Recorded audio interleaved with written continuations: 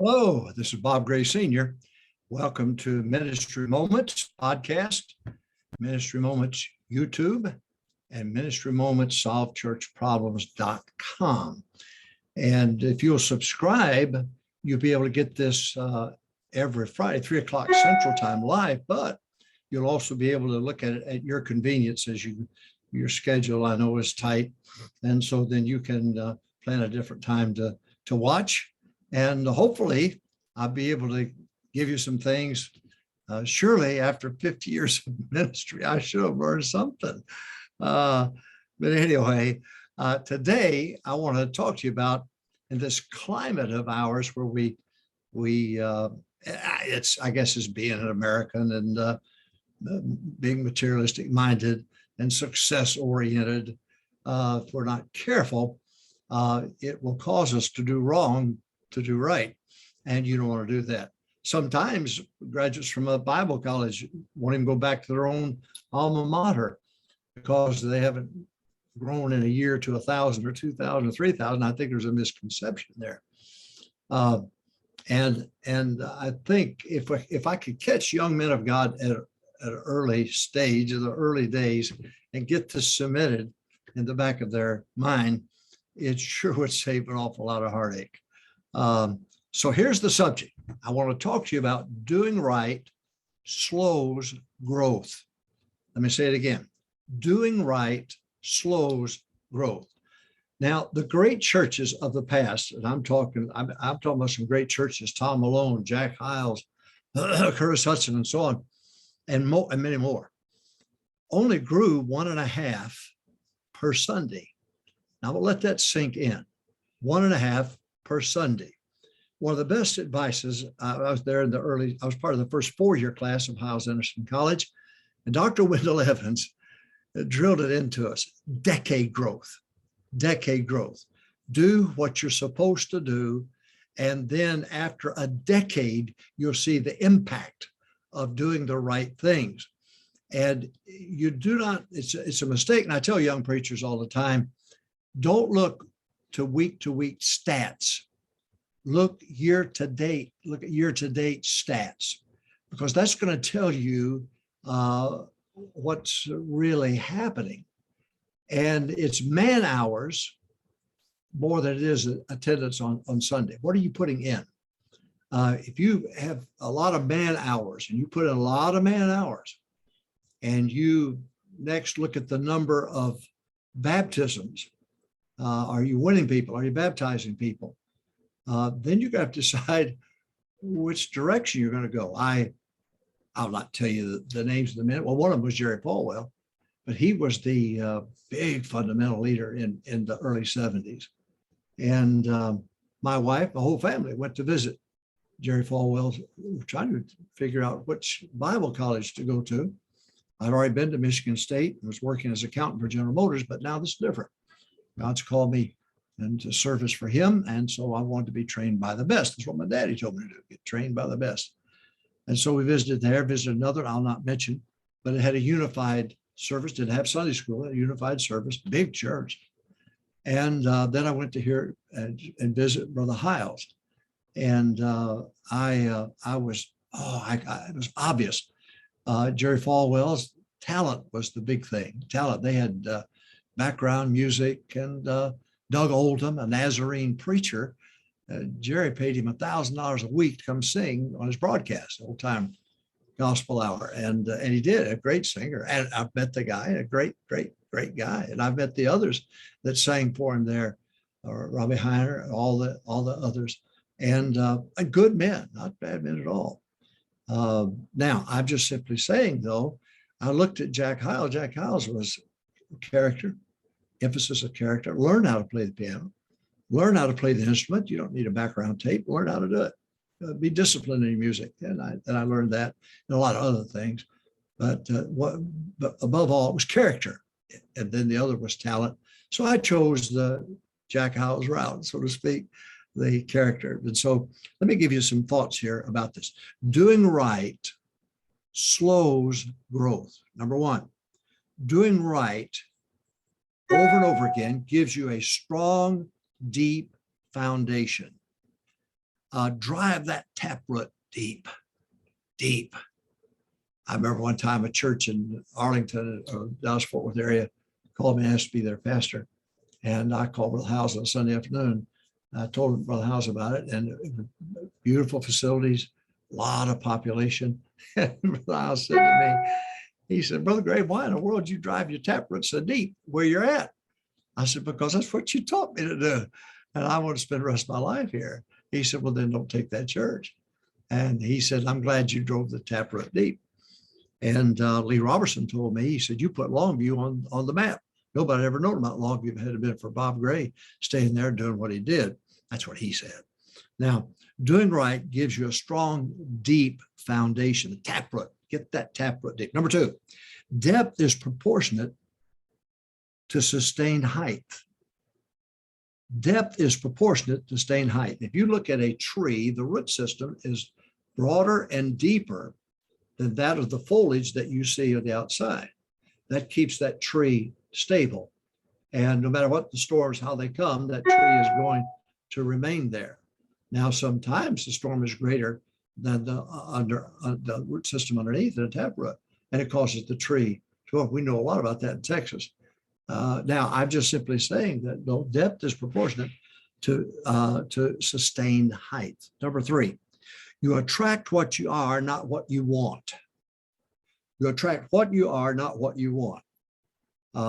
Curtis Hudson said to me one time, we were preaching at church, he said, you know, if a guy's been at a church for 5 years, all you can do is meet his members to find out what he's like. And I thought about that. I think he's right. Now, you attract what you are, not what you want. You have a spiritual DNA in you. For example, I preach to keep my wife right, my children right. The rest of the church can listen in. That shows how much I love them, how much I cared about them. I'm not letting my wife run around in a pair of, Brother Benjamin would say, bullfighting breeches. I'm not going to do that. I never saw my mama in a pair. Never. I did not. My wife told me this story. But my mama one time, my oldest sister talked her into getting some what they call pedal pushers. And so Daddy and Mom were going on a trip, and she went and put on those pedal pushers. I never saw her in one now. And they'd be cut off just below the knee, and got in the car, and they drove about, I guess, maybe 15 miles, 20 miles. My wife told me the story. I didn't know about it.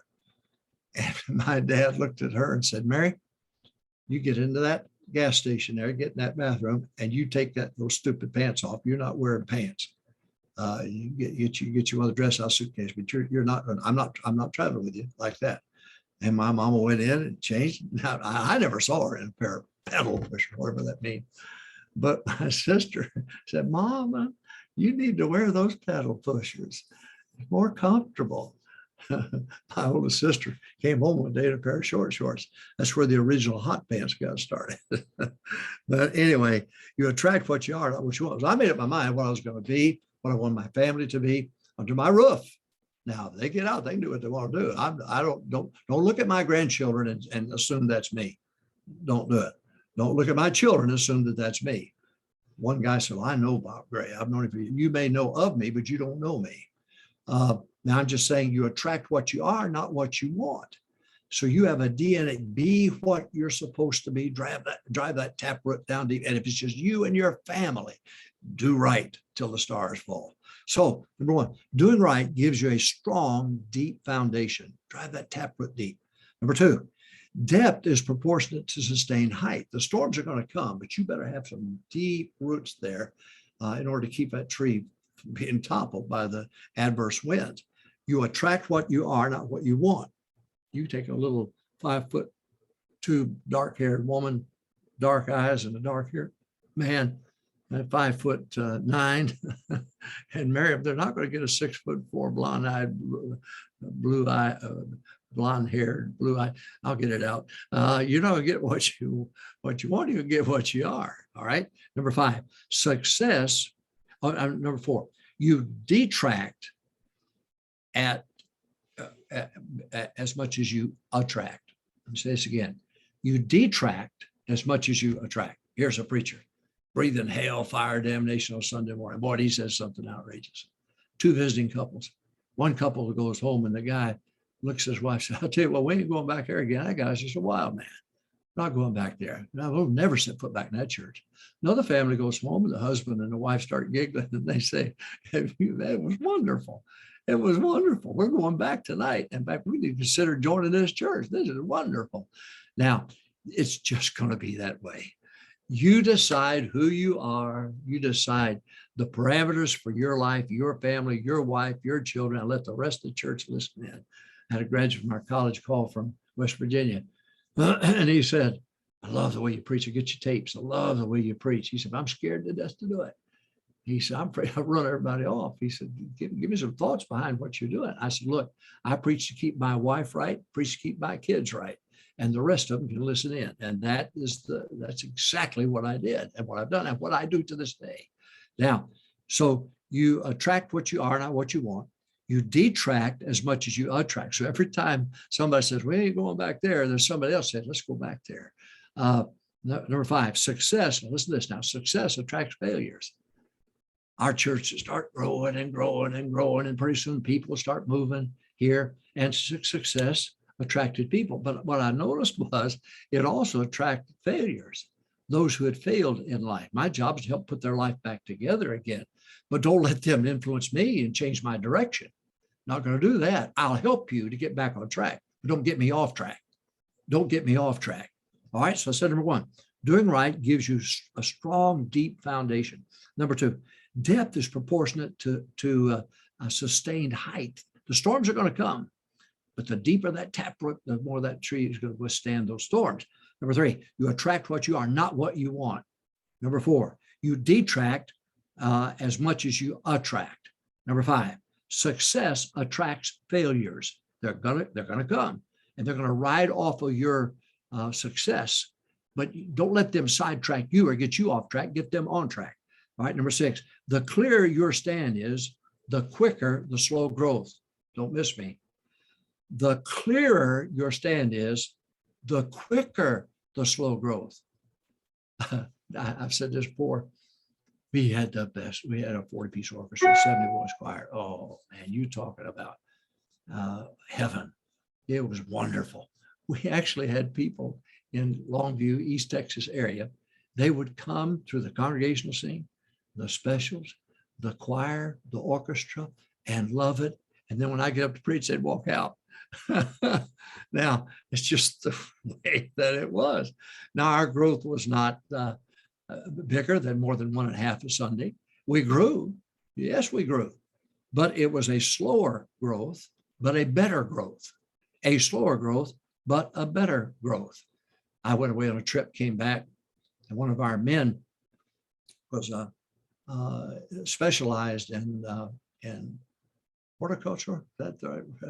Anyway, I came back, and the bushes out in front of our church were all chopped back and chopped down. And I thought, what? I called Brother Jeff. I said, Brother Jeff, what in the world? He said, don't panic, preacher. He said, you have to prune in order to get the most out of these bushes and these plants. And sure enough, we had the most beautiful bushes after that. And I learned something. You just got to be pruned. Well, every once in a while, you're going to have to find yourself being pruned in order to have growth. So the clearer your stand, the quicker the slow growth. Don't apologize. Don't you apologize at all. And don't get up. Oh, I feel so sorry for you poor people. Sat under Jack Hyles and John Rice, you poor little babies. This is an army of the Lord. This is a boot camp.